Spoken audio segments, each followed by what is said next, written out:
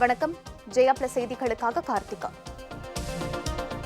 விரிவான செய்திகளை பார்ப்பதற்கு முன்னதாக தலைப்புச் செய்திகளை பார்க்கலாம்.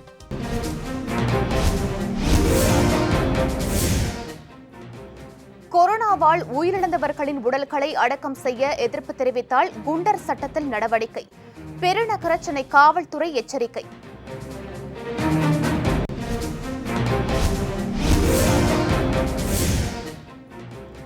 தமிழகத்தில் வைரஸ் தொற்று வேகமாக பரவி வருகிறது. முறையான பரிசோதனைகள் மேற்கொள்ளவில்லை என சமூக சமத்துவத்திற்கான மருத்துவர்கள் சங்கம் குற்றச்சாட்டு.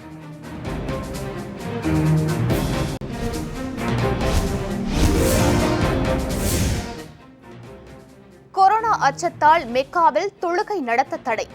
ரமலான் மாதத்திலும் தடை விதித்தது சவுதி அரேபிய அரசு.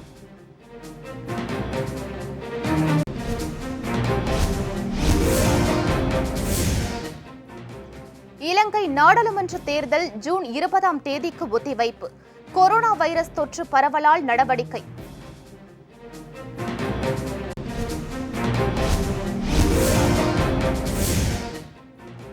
டெல்லியில் பத்திரிகையாளர்களுக்கென பிரத்யேக பரிசோதனை நடத்தப்படும். முதலமைச்சர் அரவிந்த் கெஜ்ரிவால் தகவல்.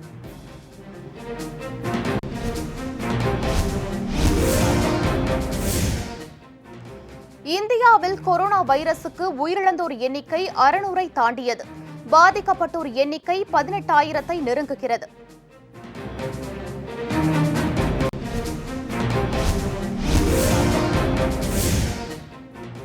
சர்வதேச அளவில் கொரோனா வைரஸ் தொற்றுக்கு உயிரிழந்தவர்களின் எண்ணிக்கை 1,70,000-ஐ கடந்தது. 24,81,000-க்கும் மேற்பட்டோருக்கு வைரஸ் தொற்று.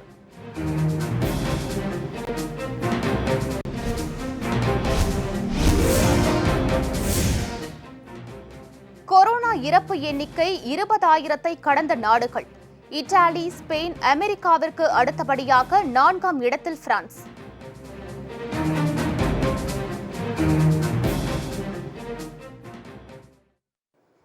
இனி விரிவான செய்திகள்.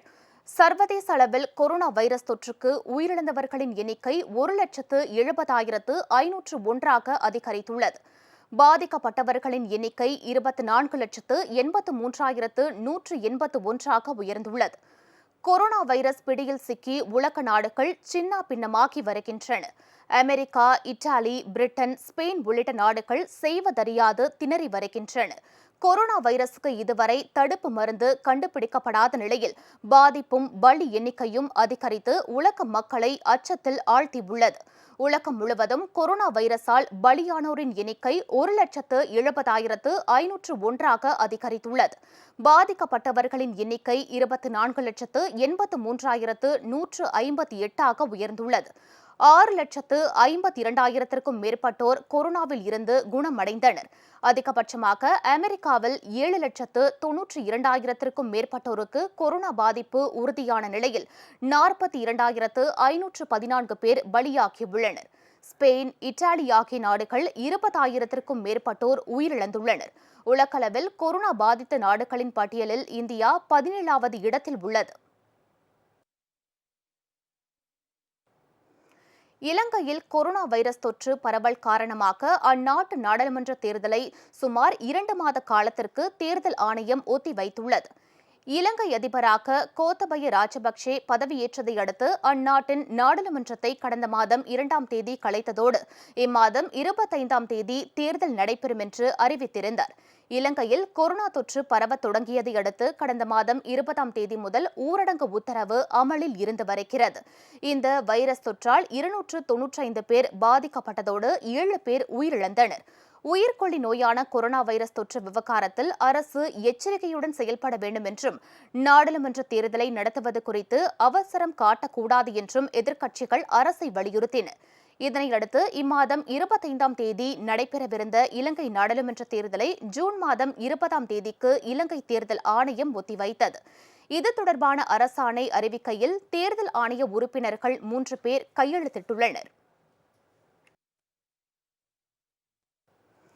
மும்பையில் 53 பத்திரிகையாளர்களுக்கு கொரோனா தொற்று ஏற்பட்டுள்ளதை அடுத்து டெல்லியில் பத்திரிகையாளர்களுக்கென பிரத்யேக பரிசோதனை நடத்தப்படும் என முதலமைச்சர் திரு அரவிந்த் கெஜ்ரிவால் தெரிவித்துள்ளார். மும்பையில் உள்ள ஆசாத் மைதானத்தில் பத்திரிகையாளர்களுக்கென பிரத்யேக கொரோனா பரிசோதனை நடைபெற்றது. 171 பேருக்கு சோதனை நடத்தப்பட்டதில் 53 பேருக்கு கொரோனா தொற்று உறுதி செய்யப்பட்டுள்ளது. இதில் பெரும்பாலானோருக்கு எந்தவித அறிகுறிகளும் தென்படவில்லை. இதனைத் தொடர்ந்து பத்திரிகையாளர்களின் பாதுகாப்பை உறுதி செய்ய வேண்டும் என கோரிக்கைகள் எழுந்துள்ளது. மும்பையில் நடத்தப்பட்டதை போன்று டெல்லியிலும் பத்திரிகையாளர்களுக்கு சோதனை நடத்த வேண்டும் என சமூக வலைதளங்களில் பலரும் பதிவிட்டிருந்தனர். இதற்கு பதிலளித்துள்ள அம்மாநில முதலமைச்சர் திரு அரவிந்த் கெஜ்ரிவால் நிச்சயமாக பத்திரிகையாளர்களுக்கு கொரோனா பரிசோதனை நடத்தப்படும் என தெரிவித்துள்ளார். கொரோனா வைரஸை கட்டுப்படுத்த தவறியதற்கும் மருத்துவர்கள் இறுதி சடங்கில் ஏற்பட்ட பிரச்சினைகளுக்கும் பொறுப்பேற்று அமைச்சர் விஜயபாஸ்கர் பதவி விலக வேண்டும் என சமூக சமத்துவத்திற்கான மருத்துவர்கள் சங்கத்தின் பொதுச் செயலாளர் திரு ரவீந்திரநாத் வலியுறுத்தியுள்ளார். இதுகுறித்து ஜெயா தொலைக்காட்சிக்கு அவர் அளித்த பிரத்யேக பேட்டியில் தமிழகத்தில் வைரஸ் தொற்று வேகமாக பரவி வரும் நிலையில் முறையான பரிசோதனைகள் மேற்கொள்ளவில்லை என்றும் குற்றம் சாட்டினார். அந்த பத்திரிகையாளர் சந்திப்பில் முதல்ல பேசின பொழுது என்ன சொல்லணும், இறந்த டாக்டருக்கு அஞ்சலி செலுத்துகிறேன், இரங்கல் தெரிவிக்கிறோம், தமிழ்நாடு அரசு வருத்தத்தை தெரிவிக்கிறது என்று சொல்ல வேண்டுமா இல்லையா? அதை கூட அவர் சொல்லவில்லை. கடைசியாக பார்த்தீங்கன்னா பிரஸ் ரிப்போர்ட்டர்ஸ் கேள்வி கேட்ட பிறகு இடையில வந்து சொல்கிறாரு. அப்போ என்னன்னாக்க எப்படிப்பட்ட ஒரு மோசமான மருத்துவ விரோத போக்கு அவர்கிட்ட இருக்குங்கிறது தெரிகிறது. இதன் காரணமாக இதை சாதகமாக பயன்படுத்தி கொண்டு சில சமூக விரோதிகள் வந்து மருத்துவருடைய பிணங்களை வந்து எரிக்கவோ அல்லது வந்து புதைக்கவோ அனுமதிக்காமல் இன்றைக்கு பிரச்சனை பண்ணுறாங்க. ஒரு மாஃபியா கேங் இது செயல்படுகிறது. இதை யார் தூண்டி விடுகிறார்கள் என்பதையும் நம்ம வந்து விசாரிக்க வேண்டிய அவசியம் இருக்கிறது. எனவே அதுக்கு முழுமையான பொறுப்பை தமிழக அரசு ஏற்க வேண்டும். குறிப்பாக தமிழ்நாடு மக்கள் நல்வாழ்வுத்துறை அமைச்சர் ஏற்க வேண்டும். இந்த மாதிரி சம்பவங்கள் வந்து தொடர அனுமதித்தின் காரணமாகவும் கொரோனாவை முழுமையாக கட்டுப்படுத்த முடியாமல் திணறுவதன் காரணமாகவும் இன்றைக்கு மருத்துவர்களுக்கும் மருத்துவ ஊழியர்களுக்கும் போதிய பிபிஇ வழங்காததன் காரணமாகவும் இவை அனைத்திற்கும் பொறுப்பேற்று நம்முடைய மக்கள் நல்வாழ்வுத்துறை அமைச்சர்கள் உடனடியாக தன்னுடைய பதவியை ராஜினாமா செய்வதுதான் சரியாக இருக்கணும்னு நான் கருதுகிறேன்.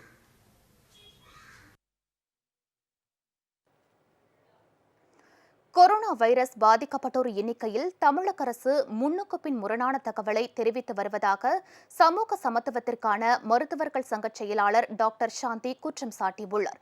இதுகுறித்து பேட்டியளித்த அவர் டெல்லி மாநாட்டுக்கு சென்று வந்தவர்களை பற்றியே அமைச்சர் திரு விஜயபாஸ்கர் தொடர்ந்து பேசி வருவதாகவும் கூறினார். ஒட்டுமொத்தமாக அனைவருக்கும் பரிசோதனை செய்யாமலேயே நிலைமை கட்டுக்குள் இருக்கிறது. சமூக பரவல் இல்லை. இருக்கின்ற எல்லா கேஸுமே அந்த பிரைமரி கான்டாக்ட் என்கின்ற டெல்லிக்கு பயணித்தவர்கள் கிட்டே தான் வருகிறது என்று கூறிக்கொண்டிருக்கிறார்கள். தமிழக முதலமைச்சர் 3 நாட்களில் சுத்தமாக வந்துட்டு தமிழ்நாட்டில் வந்து ஜீரோவுக்கு வந்துவிடும் என்று சொன்னார். ஒரு நோய் தொற்றாளர்களுடைய எண்ணிக்கை இரட்டை இலக்க எண்களில் இருக்கும் பொழுது அவர் எதை மனதில் வைத்துக்கொண்டு அப்படி சொன்னார் என்று தெரியவில்லை. எந்த மருத்துவ நிபுணர் அவர்களுக்கு அந்த மாதிரி ஒரு அறிவுரை கூறினார் என்று தெரியவில்லை. இந்த நேரத்தில் தமிழகத்தில் ஊரடங்குக்கு பிறகாக எண்ணிக்கை நோய் தொற்றாளர்களுடைய எண்ணிக்கை அதிகமாக இருக்கிறது என்று மத்திய அரசு தனது விமர்சனத்தை வைத்துள்ளது. ஆனால் மாநில அரசோ அவ்வாறெல்லாம் ஒன்றுமில்லை, கட்டுக்குள் அடங்கி வருகிறது, மிக விரைவாக குறைந்துவிடும் என்று முன்னுக்கு பின் மாறான தகவல்களை சொல்லியிருக்கிறார்கள். இதில் மத்திய அரசு கூறுவது சரியா, மாநில அரசு கூறுவது சரியா என்று உடனடியாக நமது சுகாதாரத்துறை அமைச்சர் விளக்க வேண்டும். அமெரிக்காவில் வெளியாகும் பாஸ்டன் குளோப் என்ற பத்திரிகையில் கொரோனா தொற்றால் பலியானவர்களுக்கான இரங்கல் செய்திகள் மட்டும் 15 பக்கங்களுக்கு இடம்பெற்றிருந்தது. அமெரிக்காவில் கொரோனா வைரஸ் பலி நாளுக்கு நாள் அதிகரித்த வண்ணம் உள்ளது. குறிப்பாக New York, New Jersey, Massachusetts, Pennsylvania, California, Michigan, Illinois, Florida உள்ளிட்ட மாகாணங்களில் வைரஸ் தொற்றின் தாக்கம் தீவிரமடைந்து வருகிறது. இதுவரை அந்நாட்டில் ஒட்டுமொத்தமாக 42,518 பேர் உயிரிழந்த நிலையில் பாதிக்கப்பட்டோரின் எண்ணிக்கையும் 8 லட்சத்தை நெருங்கி வருகிறது. இந்நிலையில் அங்கு வெளியாகும் பாஸ்டன் குளோப் என்ற பத்திரிகையில் மொத்தம் 15 பக்கங்களுக்கு கொரோனா தொற்றால் இறந்தவர்களுக்கான இரங்கல் செய்திகள் வெளியிடப்பட்டுள்ளன. இதனை சமூக வலைதளங்களில் பகிர்ந்தவர்கள் தங்களின் கவலையை வெளிப்படுத்தினர். இதுபோன்றதொரு சம்பவம் இத்தாலியிலும் முன்பு நடைபெற்றது குறிப்பிடத்தக்கது.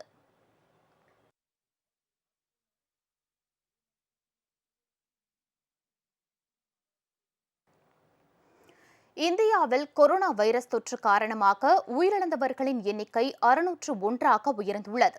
பாதிக்கப்பட்டவர்களின் எண்ணிக்கை 12,828ஆக அதிகரித்துள்ளது. 200க்கும் மேற்பட்ட நாடுகளில் ஆயிரக்கணக்கானோரை உயிர் பலி வாங்கி வரும் கொரோனா வைரஸ் தொற்று இந்தியாவையும் விட்டு வைக்கவில்லை. இந்த வைரஸ் தொற்று காரணமாக உயிரிழந்தவர்களின் எண்ணிக்கை 601ஆக அதிகரித்துள்ளது. மகாராஷ்டிராவில் 232, மத்திய பிரதேசத்தில் 74, குஜராத்தில் 77, டெல்லியில் 47, ராஜஸ்தானில் 25, தெலுங்கானாவில் 23, ஆந்திராவில் 22, உத்தரப்பிரதேசத்தில் 18, தமிழ்நாட்டில் 17, பஞ்சாப் மற்றும் கர்நாடகாவில் தலா 16, மேற்கு வங்கத்தில் 12, ஜம்மு காஷ்மீரில் 5, கேரளா மற்றும் ஹரியானாவில் தலா 3, ஜார்க்கண்ட் மற்றும் பீகாரில் தலா 2, மேகாலயா, ஹிமாச்சல பிரதேசம், ஒடிஷா, அஸ்ஸாம் ஆகிய மாநிலங்களில் தலா 1 என கொரோனா வைரஸ் தொற்றால் உயிரிழப்பு ஏற்பட்டுள்ளது என மத்திய சுகாதார அமைச்சகம் தனது இணையதளத்தில் தெரிவித்துள்ளது. நாடு முழுவதும் 18,828 கொரோனா வைரஸ் தொற்று பாதிப்புக்கு உள்ளாகி பேர் சிகிச்சை பெற்று வருகின்றனர். இவர்களில் அதிகபட்சமாக 4,666 பேர் மகாராஷ்டிராவைச் சேர்ந்தவர்கள். டெல்லியில் 2,081, குஜராத்தில் 2,066, ராஜஸ்தானில் 1,628, தமிழ்நாட்டில் 1,520, மத்திய பிரதேசத்தில் 1,485, உத்தரப்பிரதேசத்தில் 1,184, தெலுங்கானாவில் 873, ஆந்திராவில் 757, கேரளா மற்றும் கர்நாடகாவில் தலா 408, மேற்கு வங்கத்தில் 392, ஜம்மு காஷ்மீரில் 368, ஹரியானாவில் 254, பஞ்சாபில் 245, பீகாரில் 113, ஒடிஷாவில் 74, உத்தரகண்ட் மற்றும் ஜார்க்கண்டில் தலா 46, இமாச்சல பிரதேசத்தில் 39, சத்தீஸ்கரில் 36, அஸ்ஸாமில் 35, சண்டிகரில் 26, லடாக்கில் 18, அந்தமான் நிக்கோபாரில் 16, மேகாலயாவில் 11, கோவா மற்றும் புதுச்சேரியில் தலா 7, மணிப்பூர் மற்றும் திரிபுராவில் தலா 2, மிசோரம் மற்றும் அருணாச்சல பிரதேசத்தில் தலா 1 என பாதிக்கப்பட்டவர்களின் எண்ணிக்கை உள்ளதாகவும் மத்திய சுகாதார அமைச்சகம் தெரிவித்துள்ளது. செங்கல்பட்டு வடக்கு மாவட்டம் ஆலந்தூர் பகுதி கழகம் 158வது வட்டக்கழக இணைச் செயலாளர் திரு ராம் மறைவுக்கு அம்மா மக்கள் முன்னேற்றக் கழக பொதுச் செயலாளர் திரு டிடிவி தினகரன் ஆழ்ந்த இரங்கல் தெரிவித்துள்ளார். கழக பொதுச் செயலாளர் திரு டிடிவி தினகரன் வெளியிட்டுள்ள இரங்கல் செய்தியில், செங்கல்பட்டு வடக்கு மாவட்டம் ஆலந்தூர் பகுதி கழகம் 158வது வட்டக்கழக இணைச் செயலாளர் திரு ராம் உடல்நலக்குறைவால் மரணமடைந்தார் என்ற செய்தி கேட்டு வருத்தமுற்றதாக தெரிவித்துள்ளார். அன்னாரை இழந்து வாடும் குடும்பத்தினருக்கு தமது ஆழ்ந்த இரங்கலை தெரிவித்துக் கொள்வதோடு அவரது ஆன்மா இறைவன் திருவடி நிழலில் இளைப்பாற எல்லாம் வல்ல இறைவனை பிரார்த்திப்பதாக கழக பொதுச் செயலாளர் திரு டிடிவி தினகரன் குறிப்பிட்டுள்ளார். நீலகிரி மாவட்டத்தில் சுகாதார பணியாளர்கள் மற்றும் காவல்துறையினருக்கு ரேபிட் கிட் மூலம் கொரோனா பரிசோதனை செய்யும் பணி மும்முரமாக நடைபெற்று வருவதாக அம்மாவட்ட ஆட்சித்தலைவர் திருமதி இன்னசென்ட் திவ்யா தெரிவித்துள்ளார். நீலகிரி மாவட்டத்திற்காக 300 ரேபிட் கிட்கள் வந்துள்ளதாகவும் செய்தியாளர்களிடம் பேசிய அவர் கூறினார். ரேபிட் டெஸ்டிங் கிட்ஸ் வந்து நம்மளுக்கு 300 கொடுத்துருக்குறாங்க. ஸோ அதன் அடிப்படையில் இப்போ வந்து இந்த ஃப்ரண்ட்லைன் ஒர்க்கர்ஸ், அதாவது ஹெல்த் ஒர்க்கர்ஸ், இந்த வீடு அந்த கண்டெய்ன்மெண்ட் ஜோனில் ஒர்க் பண்ணுற ஹெல்த் ஒர்க்கர்ஸ், அப்புறம் போலீஸ் பர்சனல், சானிட்டரி ஒர்க்கர்ஸ், இவங்க எல்லாருக்குமே வந்து டெஸ்ட் எடுக்க போகிறோம். ஸோ இந்த 300 டெஸ்ட் கிட்ஸ் முடிஞ்ச உடனே டிமாண்ட் பேஸ்டாக நம்மளுக்கு கொடுக்குறேன்னு சொல்லியிருக்கிறாங்க. இதில் பாசிட்டிவ் வந்தாலும் நம்ம வந்து கன்ஃபர்மேட்டரி டெஸ்ட் ஆர்டிபிசிஆரில் பண்ண வேண்டி இருக்குது. ஸோ இது வந்து ஒரு ப்ரிலிமினரி ஸ்க்ரீனிங் டெஸ்ட் தான். ஸோ இந்த ஃப்ரண்ட்லைன் ஒர்க்கர்ஸ் எல்லாருக்கும் எடுக்கிறதா இருக்கிறோம்.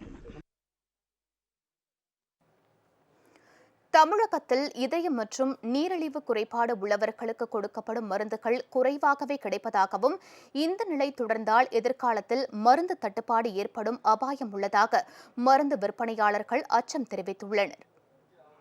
டாக்டர் அட்டாச்சு ஃபார்மசி இருக்கிற மெடிசன் எதுவுமே எங்களுக்கு கேதர் பண்ணி கொடுக்க முடியல. ஏன்னா அவங்க ஓன் ட்ரக்காகவும் எழுதுகிறாங்க. கெமிக்கலில் என்ன கெமிக்கல்னு எங்களால் கெஸ் பண்ணி கொடுக்க முடியாத சூழ்நிலையில் அவங்களுடைய பேஷண்ட் வந்து ஒரு 100 பேஷண்ட் இருக்காங்கன்னா அதில் ஒரு 50-75 பேஷண்ட்டுக்கு மேலே மருந்து கிடைக்காம அவங்களால ரெகுலர் மருந்தே அவங்க பயன்படுத்த முடியாத சூழ்நிலை. இன்சுலின் இந்த மாதிரி தட்டுப்பாடெலாம் நிறையா இருக்குது. பெரிய நிறுவனமான டோரண்ட்டு, ரெட்டிஸ், யூஎஸ்பி போன்ற நிறுவனம், ஹார்ட்டு, சுகர் டேப்லெட்டாக நிறையா தயாரிக்கிற நிறுவனங்கள்லாம் அவங்களால சப்ளை இல்லாமல் ரொம்ப சிரமமாக இருக்குது அந்த மாதிரி ட்ரக்கெல்லாம். கொரோனா தொற்று உலகத்தையே அச்சுறுத்தி வரும் நிலையிலும் தமிழகத்தில் துப்புரவு பணியாளர்கள் எந்தவித பாதுகாப்பு உபகரணங்கள் இல்லாமல் பணியாற்றி வரும் அவலம் நீடிக்கிறது. கொரோனா தொற்று பரவலை தடுக்க ஊரடங்கு உத்தரவு பிறப்பிக்கப்பட்டுள்ள நிலையிலும் துப்புரவு பணியாளர்கள் நேரடியாக களத்தில் பணியாற்றி வருகின்றனர். ஆனால் அவர்களது பாதுகாப்பு கேள்விக்குறியாகி உள்ளது. திருச்சி மாவட்டம் மணப்பாறை நகராட்சிக்கு உட்பட்ட பகுதியில் பணியாற்றும் துப்புரவு பணியாளர்கள் எந்தவித பாதுகாப்பு உபகரணமும் இல்லாமல் கழிவுகளை கைகளால் அகற்றி வருகின்றனர். அவர்களது உடல் ஆரோக்கியத்தில் அரசு எந்தவித அக்கறையும் எடுத்துக் கொள்ளவில்லை என சமூக ஆர்வலர்கள் குற்றம் சாட்டியுள்ளனர். கொரோனா வைரஸ் அனைவரையும் தொற்றும் வாய்ப்புள்ள போதிலும் களப்பணியில் உள்ள துப்புரவு தொழிலாளர்களுக்கு நோய் தொற்றும் அபாயம் அதிகமாகவே உள்ளதால் அவர்களுடைய நலனில் கூடுதல் அக்கறை எடுத்துக்கொள்ள வேண்டும் என்பது சமூக ஆர்வலர்களின் கோரிக்கையாக உள்ளது. கொரோனா தொற்றில் இருந்து பாதுகாத்துக் கொள்ள சீரே கதிர்வீச்சு மூலம் எலக்ட்ரானிக் சானிடைசர் கருவியை மதுரையைச் சேர்ந்த இளம் பொறியாளர் கண்டுபிடித்துள்ளார். கொரோனா தொற்று பரவாமல் தடுக்கும் வகையில் முகக்கவசம் அணிந்து கொள்வது, கைகளை அடிக்கடி கிருமி நாசினி மூலம் சுத்தம் செய்து கொள்வது போன்ற முன்னெச்சரிக்கை நடவடிக்கைகளில் பொதுமக்கள் ஈடுபட்டு வருகின்றனர்.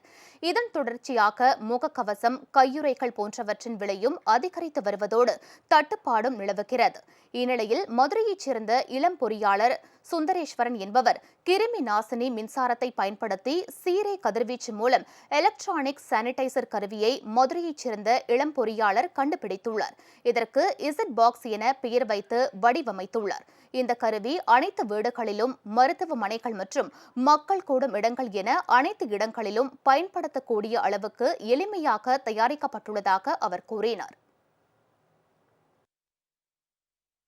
இப்போ நாங்கள் இந்த லாக்டவுன் பீரியடில் கிட்டத்தட்ட ஒரு 15 நாள் போராட்டத்துக்கு அப்புறம் இந்த மாதிரியை ரெடி பண்ணியிருக்கோம். இந்த மாதிரிக்கு வந்து கிட்டத்தட்ட எங்களுக்கு 5100 செலவாயிருக்கு.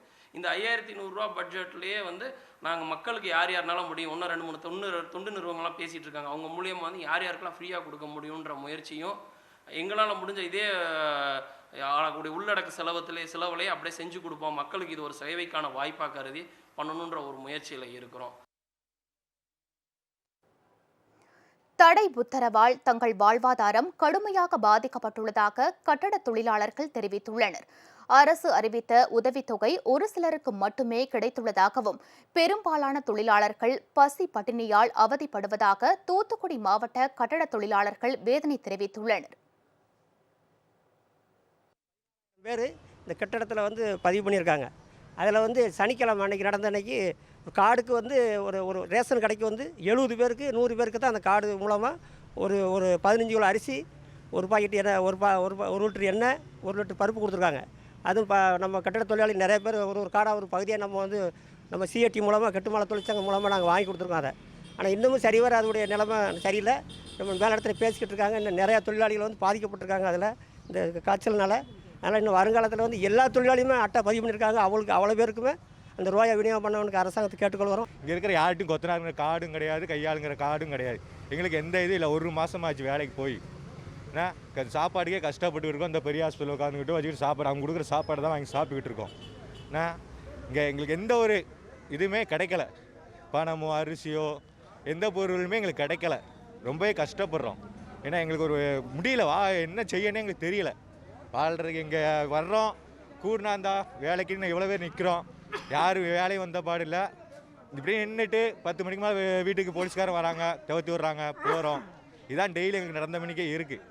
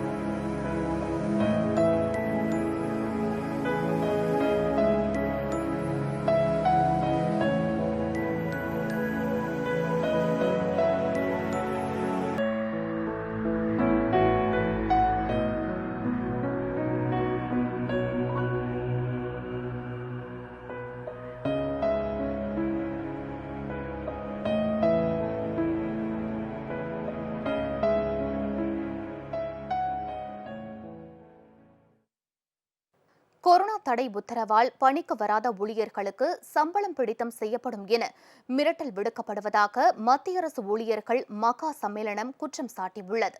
அந்த சம்மேளனத்தின் பொதுச் செயலாளர் திரு துரைபாண்டியன் சென்னையில் ஜெயா தொலைக்காட்சிக்கு அளித்த பேட்டியில் மத்திய அரசு ஊழியர்களுக்கு உரிய பாதுகாப்பு உபகரணங்கள் தரப்படுவதில்லை என்றும் அவர்கள் கட்டாயப்படுத்தி வேலைக்கு வர வைப்பது கண்டனத்துக்கு உரியது என்றும் கூறியுள்ளார்.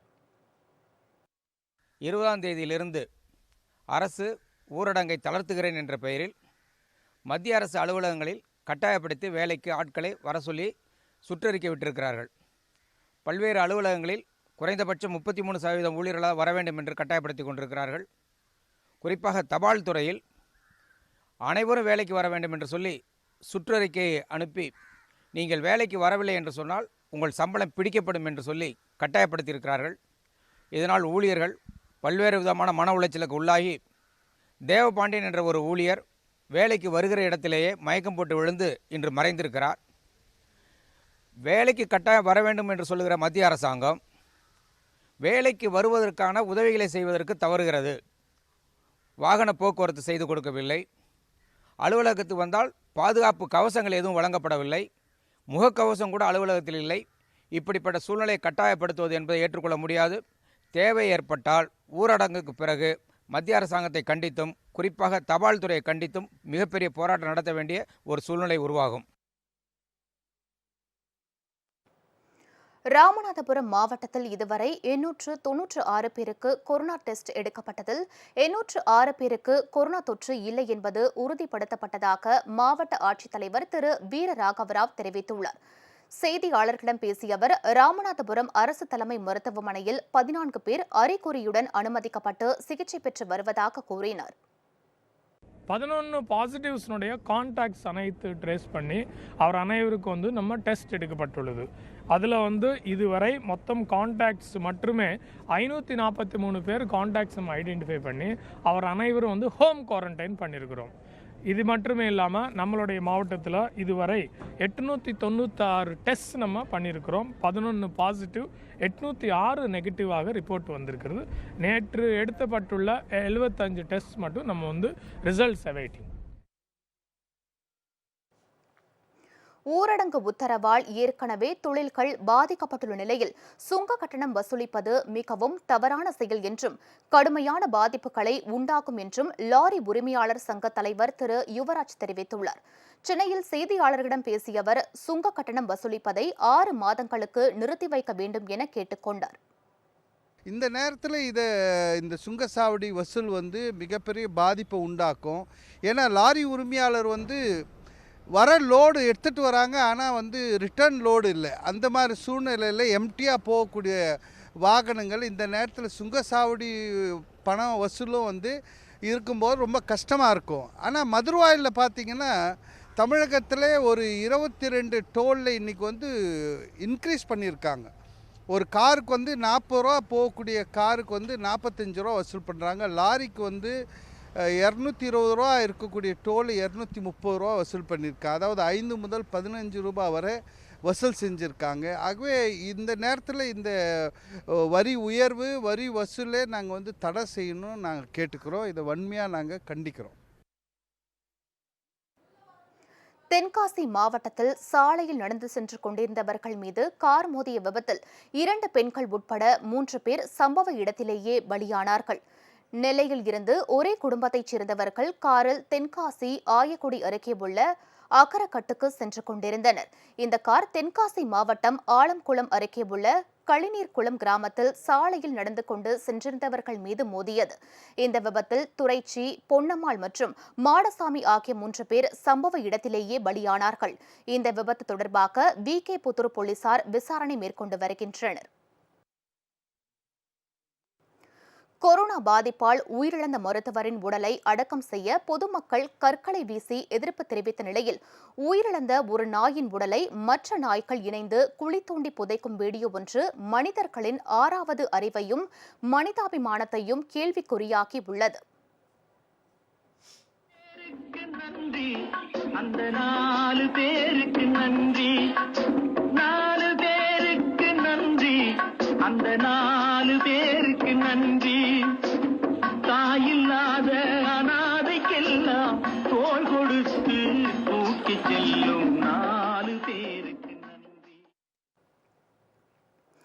பாசனத்திற்காக போதிய அளவு தண்ணீர் திறக்காமல் பொதுப்பணித்துறையினர் காட்டிய அலட்சியத்தால் இரண்டாம் போக நெல் சாகுபடி கடுமையாக பாதிக்கப்பட்டுள்ளதாக தேனி மாவட்ட விவசாயிகள் குற்றம் சாட்டியுள்ளனர். தேனி மாவட்டம் கம்பம் பள்ளத்தாக்கு பகுதி இரண்டாம் போகம் நெல் நடவுக்கு உறுதி செய்யப்பட்ட பகுதியாகும். இந்நிலையில் கடந்த பருவ காலங்களில் பெய்த மழையால் வைகை அணையில் தேவைக்கு அதிகமாக தண்ணீர் இருந்தும் முல்லை பெரியாறு அணையில் இருந்து வைகை அணைக்கு போதுமான தண்ணீர் திறக்கப்படவில்லை. இதனால் கம்பம் பள்ளத்தாக்கு பகுதியில் 16 ஆயக்கட்டு பகுதியில் ஒரு ஆயக்கட்டு பகுதி மட்டுமே நெல் நடவு செய்ய முடிந்ததாக விவசாயிகள் தெரிவித்துள்ளனர். நடவு செய்யப்பட்ட பகுதியிலும் விளைச்சல் குறைந்து ஏக்கருக்கு 25,000 ரூபாய் வரை இழப்பு ஏற்பட்டுள்ளதாக வேதனை தெரிவித்துள்ளனர். விவசாயத்துக்குன்னு கொஞ்சம் எக்ஸ்ட்ரா தண்ணி ஒரு 20 கனஅடி எடுத்திருந்தா கிட்டத்தட்ட 1500 ஏக்கர் சுபிச்சமான ஒரு முறையில் எடுத்துருப்போம். இப்போ என்ன நினைக்கிறீங்கன்னா ஒரு பகுதி நல்லாவும் ஒரு பகுதி ரொம்ப மிதமாகவும் ஒரு பகுதி சுத்த கேடுங்கிற நிலமையில் இந்த சோப்பு தண்ணி வர்றது சாக்கடை கூட கலக்கிறதுக்கு கூட வாய்க்கால் தண்ணி எங்களுக்கு கிடைக்கல. இதனால் நாங்கள் விவசாயம் பெற்று போனோம். விவசாயி உயிருக்கு பயப்படுறதா உடமைக்கு பயப்படுறதா? உயிர் போயிடுச்சுன்னா உடமையை பற்றி ஒன்றுமே இல்லை, உடம்பு போயிடுச்சுன்னு சொன்னால் உயிர் இருந்தும் பிரயோசனம் இல்லை. அந்த நிலமையில் எனக்கு விவசாயி தள்ளப்பட்டிருக்கோம். எங்களுக்கு விவசாயமே இல்லைன்னா எங்களுடைய அடிப்படை உரிமை ஆதாரம் அதையும் விட்டுட்டு இந்த பகுதியில் நாங்கள் இருந்தா என்ன இல்லைன்னா என்ன, அந்த சூழ்நிலையில் இன்னைக்கு விவசாயி தள்ளப்பட்டிருக்கோம். ஊரடங்கால் கன்னியாகுமரி மாவட்டம் மண்டைக்காட்டில் சிக்கி தவித்த கேரள வியாபாரி அம்மாநில போலீசாரின் அலட்சியத்தால் உயிரிழப்பு ஏற்பட்டுள்ளதாக புகார் எழுந்துள்ளது. கன்னியாகுமரி மாவட்டம் மண்டைக்காட்டில் தங்கியிருந்த கேரளாவைச் சேர்ந்த வியாபாரி ஒருவர் சொந்த ஊருக்கு செல்ல அனுமதி கோரியுள்ளார். ஆனால் அவரை கேரள போலீசார் அலைக்கழித்ததாக கூறப்படுகிறது. இதனால் உடல்நிலை பாதிக்கப்பட்ட கேரள வியாபாரி குளைச்சல் தனியார் மருத்துவமனையில் அனுமதிக்கப்பட்டிருந்த நிலையில் சிகிச்சை பலனின்றி அவர் உயிரிழந்தார். அவங்கள்ட்ட போலீஸார் டாக்டர்கள் குழு எல்லாம் இருந்தாங்க. அவங்கள்ட்ட சொன்னோம். அப்போ அந்த நோயாளி வலியினால் ரொம்ப துடிச்சிக்கிட்டே இருந்தார். அதை பார்த்த அப்புறமா அவங்க கலெக்டரோட பேப்பர் வேணால் வேறு எந்த எம்எல்ஏ யார் சொன்னாலும் நாங்கள் விடவே மாட்டோம்னு சொன்னாங்க. நாங்கள் திரும்ப ஒரு மணிக்கு ஒரு வர ஏதாவது ஃபோன் வரோம், கலெக்டர் பேசுவாங்க அப்படின்னு சொல்லிட்டு அங்கே வெயிட் பண்ணிக்கிட்டு இருந்தோம். ஆனால் எந்த ஒரு தகவலும் எதுவுமே வரல. நோயாளி கஷ்டப்பட்டிருந்ததை பார்த்துக்கிட்டு நாங்கள் திரும்ப ஆசாரிப்பள்ளம் மருத்துவமனையில் கொண்டு அட்மிட் பண்ணுவோன்னு சொல்லிக்கிட்டு திரும்ப வார வழியில் அந்த நோயாளி இறந்துக்கிட்டாரு.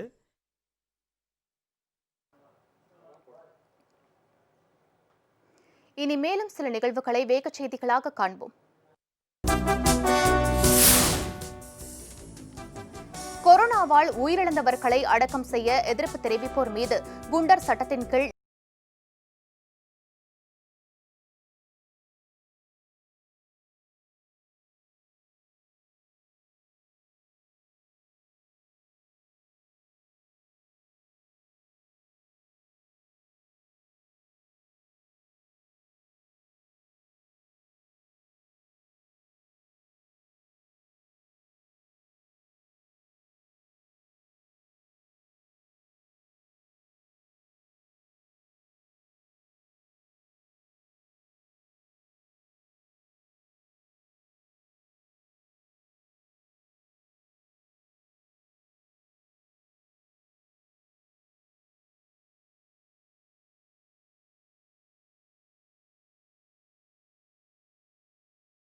சென்னை ஆழ்வார் திருநகரில் உள்ள பலசரக்கு கடையில் பூட்டை உடைத்து 60,000 ரொக்கப்பணம் மற்றும் 30,000 மதிப்பிலான பொருட்களை கொள்ளையடிக்கப்பட்ட சம்பவம் அப்பகுதியில் பெரும் பரபரப்பை ஏற்படுத்தியுள்ளது. தமிழகத்தில் மே 3ஆம் தேதி வரை ஊரடங்கு தளர்வும் இல்லை என அரசு அறிவித்தது. ஏற்கனவே அதிக மன உளைச்சலுக்கு ஆளாகியிருந்த மக்கள் தற்போது 144 தடை உத்தரவை பொருட்படுத்தாமல் வெளியில் வர தொடங்கிவிட்டனர். சென்னை ஆழ்வார் திருநகர் பகுதியில் ஸ்ரீ பாலாஜி நகர் பிரதான சாலையில் உள்ள பலசரக்கு கடையில் மர்ம நபர்கள் பணம் மற்றும் பொருட்களை கொள்ளையடித்து சென்றுள்ளனர். இதுகுறித்து போலீசார் வழக்கு பதிவு செய்து விசாரணை மேற்கொண்டு வருகின்றனர். கரூர் அரசு மருத்துவக் கல்லூரியில் கொரோனா அறிகுறியுடன் சிகிச்சை பெற்று வந்தவர்களில் திண்டுக்கல்லைச் சேர்ந்த 38 பேர் இதுவரை பூரண குணமடைந்து வீடு திரும்பினர். திண்டுக்கல் மாவட்டத்தில் கொரோனா தொற்றால் 70க்கும் மேற்பட்டோர் பாதிக்கப்பட்டுள்ளனர். அவர்களுக்கு கரூர் அரசு மருத்துவமனையில் சிகிச்சை அளிக்கப்பட்டு வருகிறது. இவர்களில் ஏற்கனவே 27 பேர் குணமடைந்து வீடு திரும்பியுள்ளனர். இந்நிலையில் குணமடைந்த மேலும் 11 பேர் வீட்டிற்கு அனுப்பி வைக்கப்பட்டனர். தொடர்ந்து சிகிச்சை பெற்றவர்களை மருத்துவக் குழுவினர் தீவிரமாக கண்காணித்து வருகின்றனர்.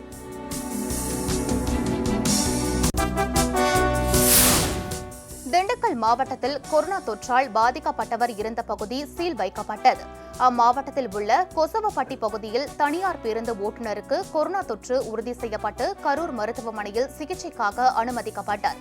இதனைத் தொடர்ந்து கொசவப்பட்டி பகுதி சீல் வைக்கப்பட்டு வெளிநபர்களுக்கு தடை விதிக்கப்பட்டது. பாதிக்கப்பட்டவரின் குடும்பத்தினர், உறவினர் என 25 பேரின் மாதிரிகள் பரிசோதனைக்காக எடுத்துச் செல்லப்பட்டுள்ளன.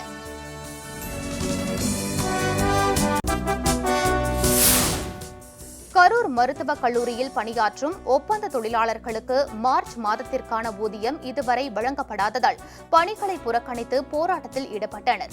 கொரோனா பாதிப்பு காலத்தில் பணியாற்றி வரும் சூழலிலும் ஊதியம் வழங்காமல் இருப்பது வேதனை அளிப்பதாக ஒப்பந்த தொழிலாளர்கள் வேதனை தெரிவித்துள்ளனர். கரூர் அரசு மருத்துவக் கல்லூரி மருத்துவமனையில் கரூர், திண்டுக்கல், நாமக்கல் ஆகிய மாவட்டங்களில் கொரோனா தொற்றால் பாதிக்கப்பட்டவர்கள் சிகிச்சை பெற்று வருவது குறிப்பிடத்தக்கது. நாமக்கல் மாவட்ட செய்தியாளர்கள் சார்பில் திரட்டப்பட்ட நிதியை கொண்டு ஏழை எளிய பொதுமக்கள் பயன்பெறும் வகையில் கோதுமை மாவு பாக்கெட்டுகள் வழங்கப்பட்டன. தலா 5 கிலோ கொண்ட 50 கோதுமை மாவு பாக்கெட்டுகள் மாவட்ட ஆட்சியரிடம் வழங்கப்பட்டது. மேலும் மீதமுள்ள நிதியை கொண்டு ஏழை எளிய தொழிலாளர்களின் குடும்பங்களை தேர்வு செய்து இதர பொருட்களை ஓரிரு நாட்களில் வழங்கவும் முடிவு செய்யப்பட்டுள்ளது.